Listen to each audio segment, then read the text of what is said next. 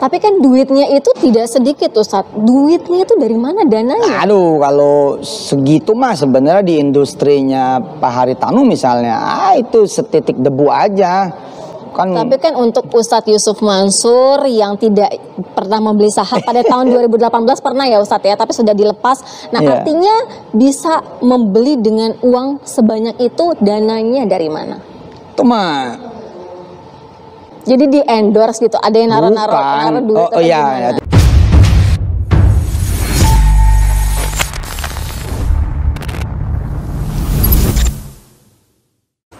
Bismillahirrahmanirrahim. Assalamualaikum warahmatullahi wabarakatuh. Kembali lagi bersama Khalid Al-Walid. Ya saudaraku, sahabatku, subscriber Cahaya Islam. Sebelumnya, melalui video ini saya menyampaikan kepada Pak Iqbal ya, kalau Pak Iqbal menonton video ini, ditunggu Pak videonya wawancara dengan Pak Darso untuk episode kedua gitu. Untuk episode kedua, dan saya pun siap untuk menjadi kameramennya gitu. Kalau berkenan, kalau Pak Iqbal berkenan. Sesuai dengan perkataan Bapak di video pertama ya, dan saya juga berkesempatan mereview video Bapak, wawancara Bapak dengan Pak Darso, dan alhamdulillah di channel kami viewersnya tembus 250.000 ya, 250.000 viewers ya, dan kita menunggu gitu, video kelanjutannya gitu, dimana di sini saya sebenarnya kemarin itu juga mengatakan di video itu bahwa saya penasaran dengan Haman di situ, dengan posisi Haman yang diungkapkan oleh Pak Iqbal, bahwa di situ ada Yusuf Mansur sebagai dianalogikan sebagai Fir'aun, kemudian ada Jody Brotosuseno yang dianalogikan sebagai Korun oleh Pak Iqbal di sini ya, oleh Pak Iqbal. Saya mengutip kata-kata Pak Iqbal, dan di situ Pak Iqbal sempat selentingan menyebut ada Haman di sana, ada Haman, yaitu seorang wanita. Nah, saya mewakili netizen ya, atau saya pribadi mohon agar disegerakanlah untuk episode keduanya Pak, karena terus terang informasi ini kita sangat butuhkan gitu. Saya sangat membutuhkan gitu untuk sebagai bahan untuk teman-teman penonton atau yang mengikuti kasus ini, itu rasa penasarannya itu hilang. Jadi kita sangat berharap Pak Iqbal kembali muncul di episode kedua, untuk bersedia diwawancarai di episode kedua gitu. Karena saya pun sekali lagi masih penasaran dengan siapa sih Haman ini, dan kemudian agar Jody Brotosuseno yang dianalogikan sebagai Korun oleh Pak Iqbal ini benar-benar dikupas tuntas gitu. Karena kemarin Pak Iqbal bilang ya masih kulit-kulitnya gitu. Ya kita tunggu isinya Pak gitu. Oke, semoga saja Pak Iqbal menonton video ini dan berkenan untuk membuat video kedua. Yang jelas di channel kami di Cahaya Islam yang khusus membahas Pak Iqbal, wawancara Pak Iqbal dengan Pak Darso itu tembus 250.000 viewers, dan insya Allah di episode kedua mungkin animo netizen lebih tinggi lagi gitu, viewersnya insya Allah lebih banyak lagi gitu, agar semakin banyak yang paham mengenai kasus ini gitu, mengenai akar dari permasalahan ini gitu, tidak hanya sekedar kulit-kulitnya saja ya. Benar juga apa yang dikritisi oleh Pak Iqbal untuk kami gitu, untuk channel-channel seperti kami gitu, dimana Pak Iqbal disitu mengatakan bahwa selama ini yang kita bahas ya cuma sekedar kulitnya saja gitu. Ya mumpung ada Pak Iqbal yang sempat terkonek langsung dengan Jam'an Nur Khatib Mansur atau Yusuf Mansur, maka kemunculan Pak Iqbal di media sosial, di video, kita sangat harapkan sekali, dan menurut saya itu sangat penting sekali. Oke, ini dari channel YouTube Arah Kebenaran ya. Dari channel YouTube Arah Kebenaran ada beberapa yang sudah mungkin teman-teman juga nonton. Di sini saya akan mereview kembali beberapa hal yang diungkapkan oleh admin dari channel YouTube Arah Kebenaran ini. Kita simak bersama ya. Topeng kejahatan Yusuf Mansur kian terbuka lebar. Setelah sebelumnya berbagai jejak digital mencuat, kali ini Iqbal salah seorang pemasok dana awal yang telah tobat dalam strategi jahat Yusuf Mansur dan Jody Brotosuseno dalam mengeruk dana umat angkat bicara. Ia menyebutkan dengan jelas jika aliran dana, salah satunya uang sedekah yang dikumpulkan Yusuf Mansur, mengalir ke bisnis usaha warung steak yang propertinya dimiliki pribadi oleh Jody dan Yusuf Mansur. Lalu siapakah Yusuf Mansur di mata Iqbal saat ini?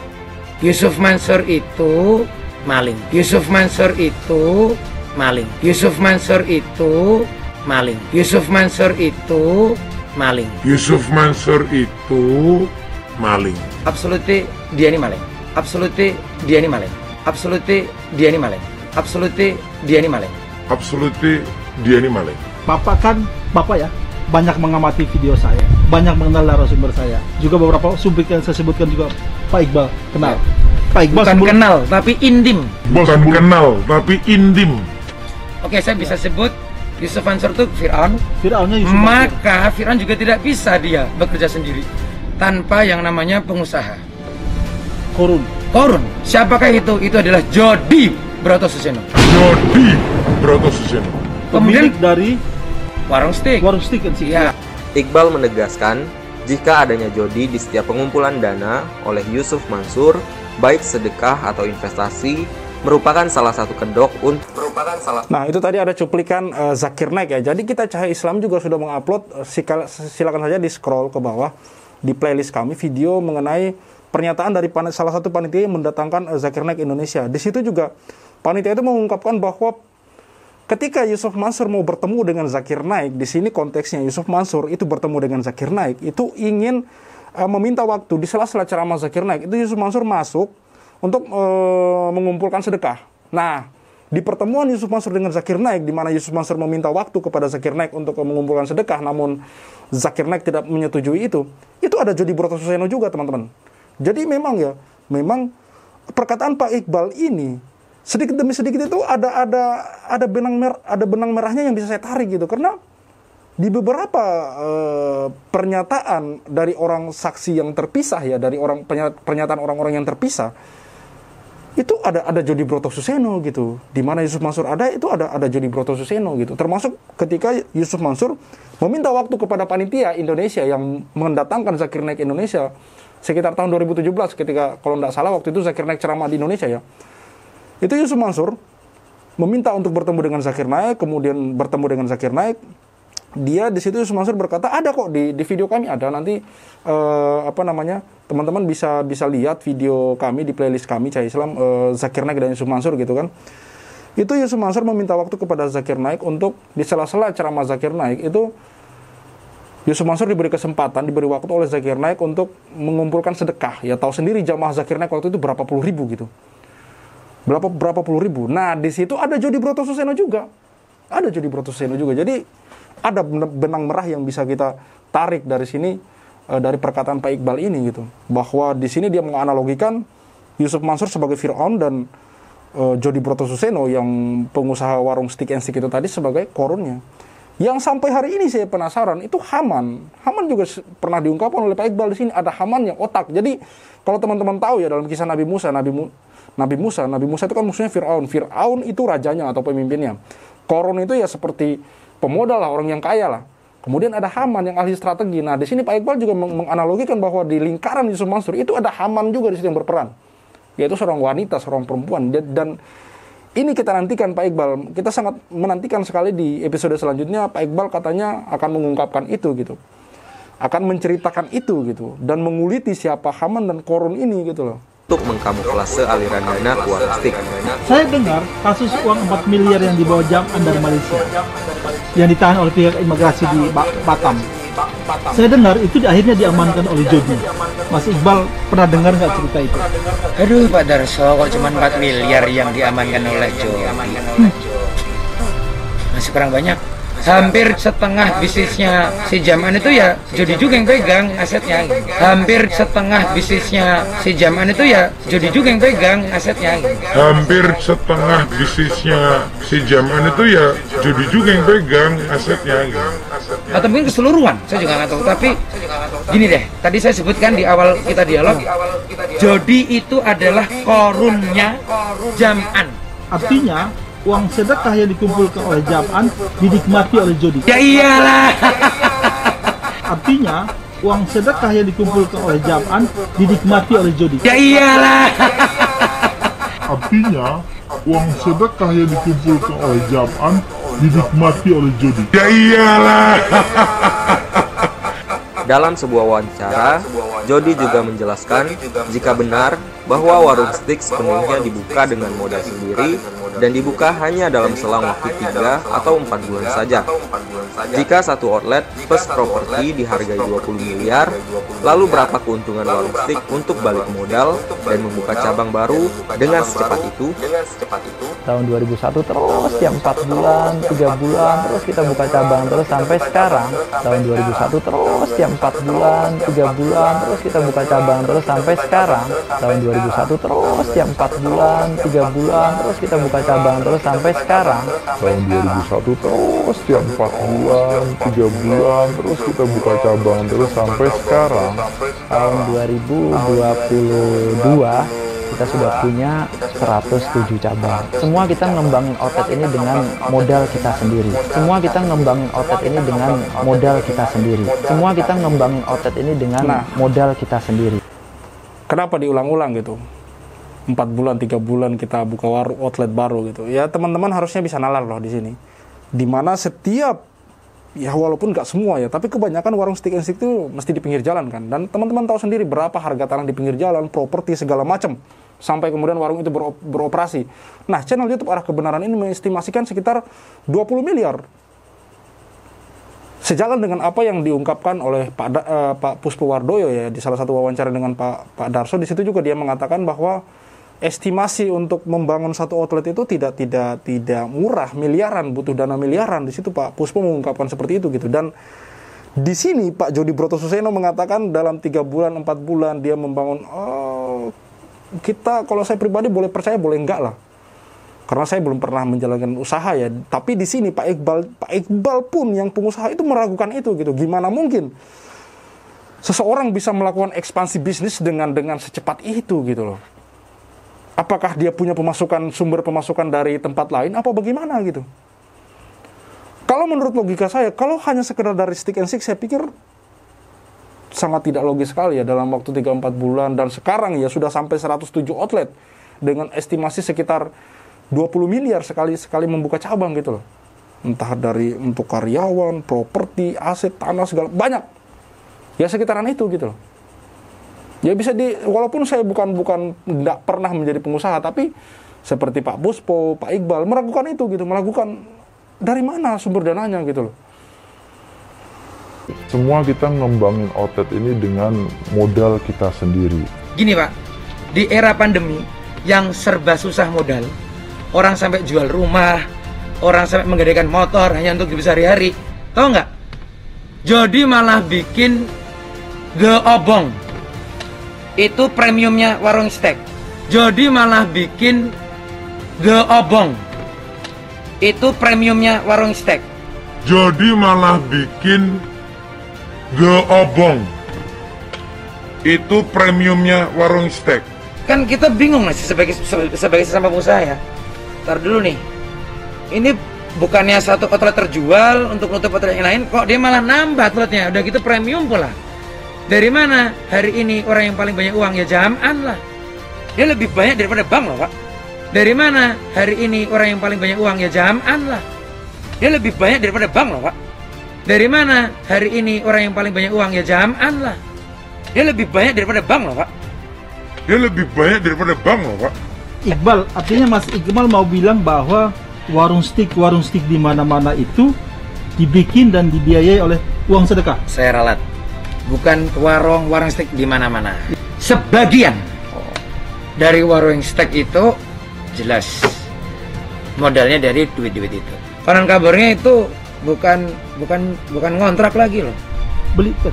Iya tahu. Menutup nggak kalau kira-kira ente jualan daging cuman daging stick-stickan ya, stick-stickan dengan harga yang sangat murah, tapi ente ngontrak. Nutup nggak? Nggak nutup, itu memang dia beli. Dan ini satu ilmu dari saya, Iqbal, yang lebih kaya dari Jody. Anda salah kalau melihat kekayaan ini Jody atau si Jaman ini dari food and beverages itu dari jualan makanannya. No. Dari mana? Dari nilai aset tanah yang dibeli itu. Nggak kepikiran kan? Propertinya itu yang dahsyat itu. Memang cerdas. Siapa gurunya? Saya gurunya. Jadi gini deh, warung steak, jualan stick-stickan palsu gitu. Anak-anak muda kan yang makan kan, jus gitu-gitu. Ya kaya sih, tapi nggak akan jadi miliarder. Lo mau punya 100 otak nggak miliarder. Yang bikin kaya karena kamu punya lindung nilai berupa aset-aset tanah itu yang dimiliki pribadi.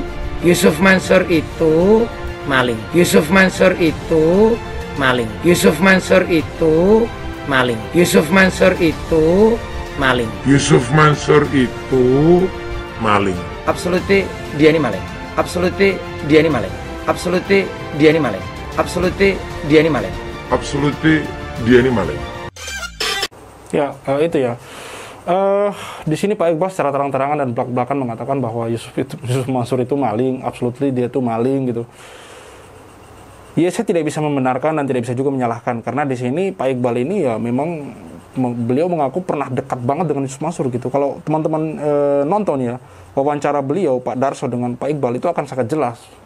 Dari rincian cerita Pak Iqbal itu kita bisa menarik kesimpulan bahwa memang dari cerita-ceritanya detail sekali. Maksudnya ya memang sepertinya dia pernah dekat dengan Yusuf Mansur gitu, dan sampai dia berani mengatakan seperti itu kan beliau bertanggung jawab lah. Beliau bertanggung jawab. Di situ dia juga mengatakan bahwa teknik atau trik bisnis itu dia pernah ajarkan ke Jody Brotoseno gitu. Misalkan membeli properti itu secara langsung, tidak disewa gitu. Dan di sini dia mengatakan secara belak-belakan bahwa warung stick and stick, di sini juga mengklarifikasi ya, meralat bahwa tidak semua stick and stick itu diinvestasi dimodalin oleh Yusuf Mansur, bahwa sebelum Yusuf Mansur bertemu atau bergabung dengan Jody, warung stick and stick sudah ada gitu.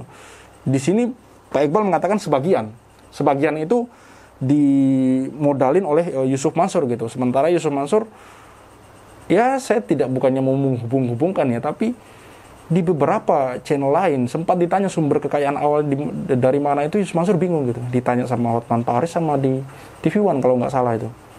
Ditanya gitu sama presenter atau pembawa acaranya sumber dana Yusuf Mansur pertama kali gitu loh. Sebelum sempat sampai sekarang ini beliau agak kebingungan menjawab itu. Bukan saya mau menghubungkan, tidak. Oke. Intinya di sini bahwa ada Yusuf Mansur, ada Jody Brotoseno di sana gitu. Dan kita menantikan Pak Iqbal untuk kembali muncul di episode kedua, Pak. Ini kita minta tolong ini. Karena informasi-informasi dari Pak Iqbal itu sangat-sangat kami butuhkan sebagai tambahan sumber dari kami. Karena di video sebelumnya Pak Iqbal mengatakan bahwa dia pernah dekat dengan Yusuf Mansur dan Jody Brotoseno bertiga gitu. Pak Iqbal di sini selaku pengusaha, dan di sini dia mengatakan bahwa dia lebih kaya dari Jody Brotoseno gitu. Saya tidak tahu maksudnya seperti apa gitu. Yang jelas dia mengatakan seperti itu gitu. Ya intinya sekali lagi saya katakan bahwa kita menantikan kehadiran Pak Iqbal di video wawancara dengan Pak Darso untuk episode kedua, mengupas tentang Karun lebih detail lagi dan mengungkap siapa sebenarnya Haman ini sebagai orang ahli pemikir atau yang berpikir atau ahli strategi, apalah itu namanya. Yang jelas Haman seperti itu ya posisinya di kisah Fir'aun dan Nabi Musa ya. Siapa Haman ini dalam cerita ini gitu, dalam cerita analogi Yusuf Mansur ini gitu. Tapi kan duitnya itu tidak sedikit Ustadz. Duitnya itu dari mana dananya? Aduh, kalau segitu mah sebenarnya di industrinya Pak Haritanu misalnya, itu setitik debu aja. Tapi kan untuk Ustadz Yusuf Mansur yang tidak pernah membeli saham pada tahun 2018 pernah ya Ustadz ya, tapi sudah dilepas. Nah artinya bisa membeli dengan uang sebanyak itu, dananya dari mana? Itu mah saya bilang bahwa omongan kita, pikiran kita itu jangan sampai kemudian jadi uang minded. Ya, jangan sampai kemudian segala-galanya harus dengan uang. Saya kan bisa jadi motor, saya bisa jadi imam, saya bisa menjadi leader. Yang wangi memang saya. Jadi di endorse gitu, ada yang naruh duit. Oh iya. Tafiz Darul Quran Yusuf Mansur membeli saham bank milik Haritanu Sudibyo, MNC Bank. Pembelian saham perusahaan berkode BABP itu lewat konsorsium yang dipimpinnya. Yusuf Mansur membeli 250 juta saham perseroan dari Wenli Ltd, perusahaan afiliasi PT MNC Capital Indonesia Tbk, dengan harga 322 per lembar saham. Konsorsium Yusuf Mansur mengeluarkan dana sebesar 80 miliar rupiah. Namun anehnya, saat ditanya oleh pembawa acara TV One, dana sebesar 80 miliar dari mana, kelihatan Ustadz Yusuf Mansur bengong. dan akhirnya menjawab bahwa dana itu adalah hasil kumpulan dari dana orang-orang yang dikumpulkan Ustadz Yusuf Mansur kemudian dibelikan saham ke MNC TV. Lewat pembelian saham tersebut, konsorsiumnya berencana meningkatkan jumlah nasabah bank digital MNC Bank sebagai motion banking.